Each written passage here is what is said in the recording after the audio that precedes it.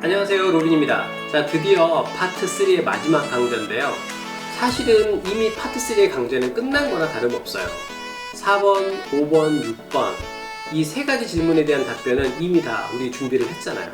자, 4번하고 5번은 3초 준비 시간에 15초 답변 시간이었고요. 6번 문제는 3초 준비 시간에 30초 답변 시간이었어요.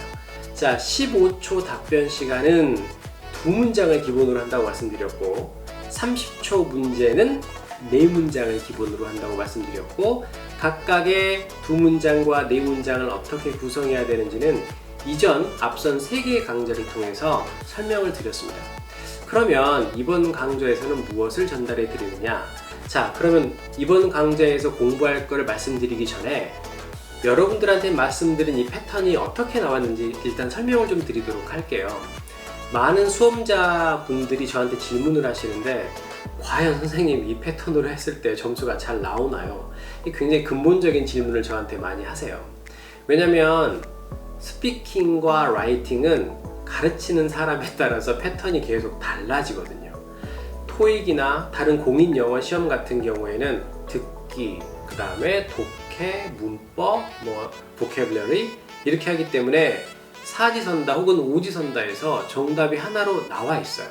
그래서 어떤 선생님한테 배우건 간에 정답은 하나로 딱 공통점이 생기는데, 스피킹은 안 그렇거든요.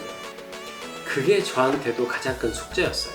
자, 토익 스피킹에서 고득점을 하기 위해서는 어떤 패턴을 전달을 해드려야 되는가. 저도 다른 분의 강의를 좀 이렇게 참고해 보기도 하고 했는데 잘 안 맞는 것 같아요. 그래서 가장 좋은 방법은 제가 직접 부딪혀 보는 거였죠. 여러 번 시험을 보는 거였어요. 여러 번 경험치를 통해서 그 경험으로 인해서 받은 걸 여러분들한테 지금 전달해 드리고 있는 거예요. 그래서 저는 자신 있게 말씀드릴 수 있어요. 제가 전달해 드리는 것들이 바로 실제 시험에서 가장 유용하게 쓰이는 거다. 이렇게요. 그래서 지금도 한 달에 한 번 시험을 보고 있고, 예전에는 처음 강좌 시작을 할 때 토익 스피킹에 대해서 거의 일주일에 한 번 정도 계속 시험을 봤어요. 이건 제 일이기 때문에 시간과 돈을 투자를 해서 가장 고득점을 받을 수 있을 만한 패턴을 만들어내는 게 저한테는 가장 큰 과제였기 때문에 그렇게 해서 만들어진 패턴을 지금 현재 여러분들한테 전달을 해드리고 있는 거기 때문에 믿음을 가지시고 제가 말씀드린 대로 잘 진행을 하셔도 괜찮습니다. 그 노력의 결과로서 나온 것을 지금 이번 강좌에서 전달을 해드릴 거예요. 다시 한번 말씀드리지만 15초는 두 문장, 30초는 네 문장을 기본으로 했는데, 그 두 문장, 네 문장에 플러스 알파 고득점을 하기 위해서는 과연 어떠한 것들이 추가적으로 필요한지 지금부터 공개하도록 하겠습니다. 자, 화면 같이 한번 보겠습니다. 지금 화면에 보시면 파트 3의 시크릿이라고 나와 있는데요. 과연 어떠한 비밀이 숨어 있는지 여러 번 경험치를 통해서 나온 거라서 아마 여러분들이 유용하게 쓰일 수 있을 것 같아요. 그리고 지금 배운 이 비법은 여러분들이 흔히들 대화를 할 때, 특히나 이제 오픽 같은 시험을 준비를 할 때 많이 활용하시면 좀 더 자세하게 설명을 한다거나 아니면 답변 시간을 조금 더 늘릴 수 있을 거예요. 오픽은 여러분이 원하는 만큼 답변을 할 수 있는 시험이거든요. 그래서 많은 말을 할수록 점수가 많이 높아지기는 사실인데, 같은 말을 반복하는 게 제일 안 좋아요. 그래서 같은 말 반복하지 마시고 지금부터 알려드리는 걸 활용을 하시고, 특히나 토익 스피킹에서는 이 팁을 잘 활용을 하시면 고득점을 받는데 굉장히 유리하게 잘 활용할 수 있습니다. 자, 그러면 하나하나 볼게요. 일단 복습을 하면서 한번 보겠습니다. 다시 한번 15초 문제는 15초 첫 번째 4번에서는 부사, 그리고 5번에서는 단답형의 문제가 나오고 30초짜리 문제에서는 두 개의 특징을 나열을 해달라고 말씀드렸어요. 그래서 두 문장, 네 문장을 기본으로 하는데 각각 플러스 알파를 넣어서 추가적인 점수를 좀 기대해 볼 수 있다.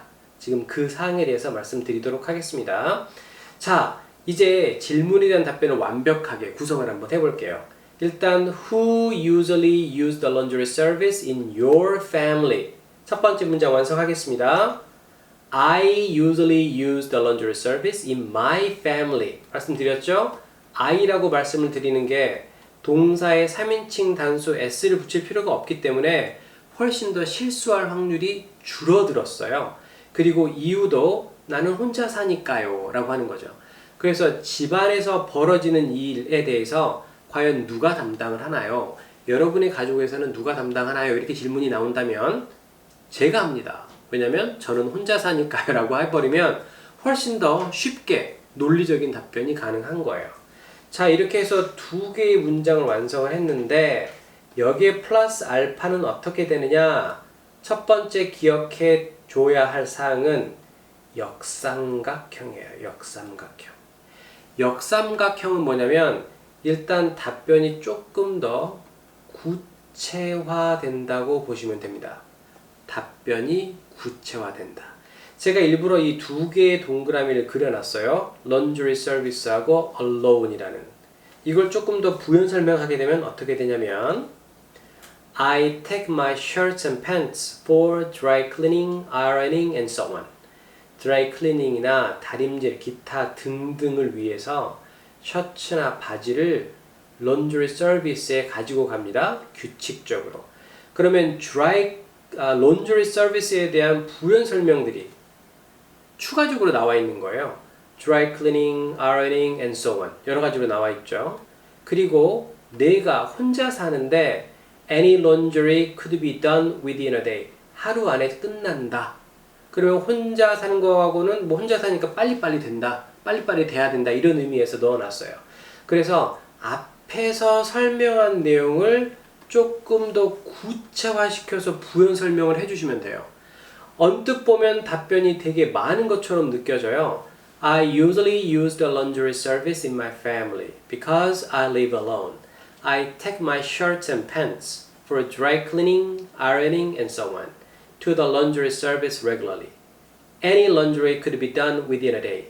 이렇게 되면 보통 이게 능숙하게 되면 보통 12초 정도가 걸려요. 좀 빨리 말하면 빨리 끝날 수도 있는데 보통 연습을 하게 되면 12초 정도로 걸리더라고요. 학생들이 하는 거 보니까.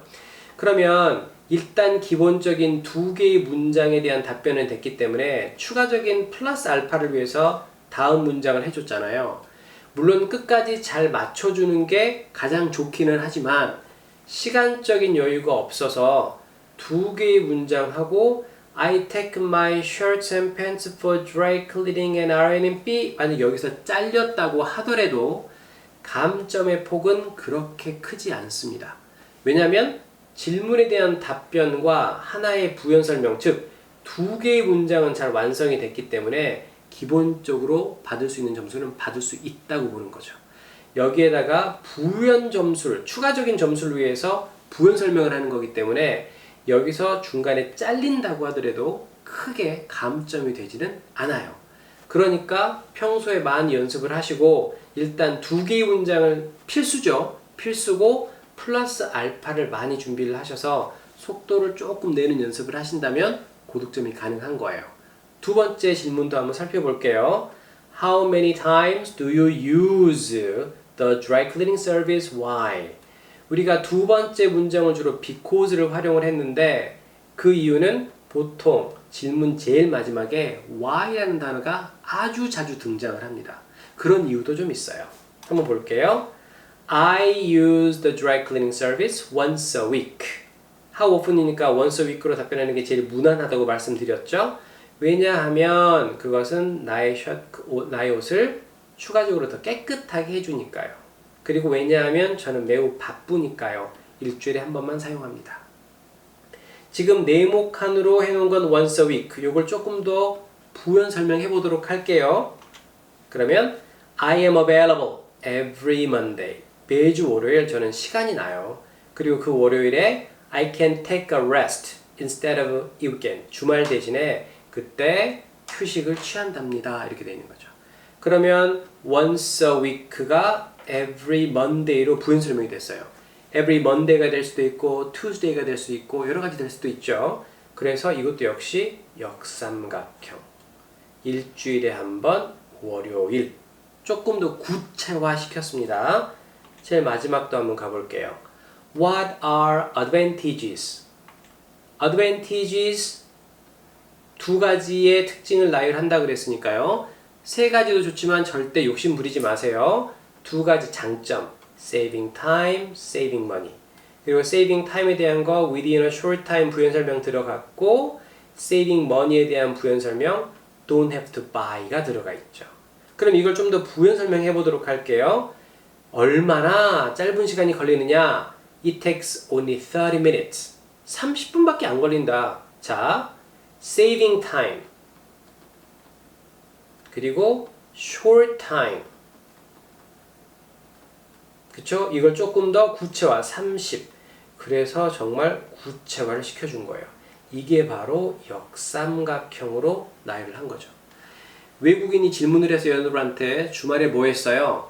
주말에 영화 봤어요. 여기서 끝내지 마시고 주말에 영화 봤어요.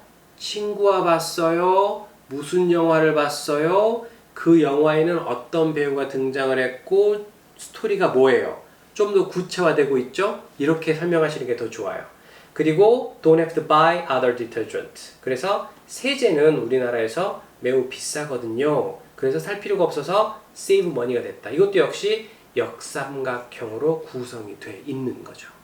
이렇게 해서 두 문장, 네 문장에다가 추가적인 플러스 알파 구체화시켜서 답변을 해주는 걸로 넘어갔는데, 플러스 알파 부분은 중간에 잘려도 괜찮습니다. 일단 두 문장, 네 문장을 기본으로 하시고 플러스 알파를 많이 연습하도록 하세요.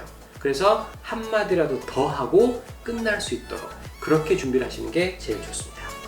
이렇게 해서 파트 3를 다 마쳤어요. 이제 다음 강좌에서는 파트 4를 할 텐데, 파트 4는 가장 핵심이 make sentences, 문장을 만드는 거예요. 영작하는 거죠. 파트 4에서는 영작할 수 있는 아주 간단하면서 아주 효과적인 방법을 소개해 드리도록 하겠습니다. 일단 반은 넘었습니다. 반은 넘었으니까 너무 수고 많으셨고, 다음 반 틈에서도 같이 화이팅 하시게요. 화이팅!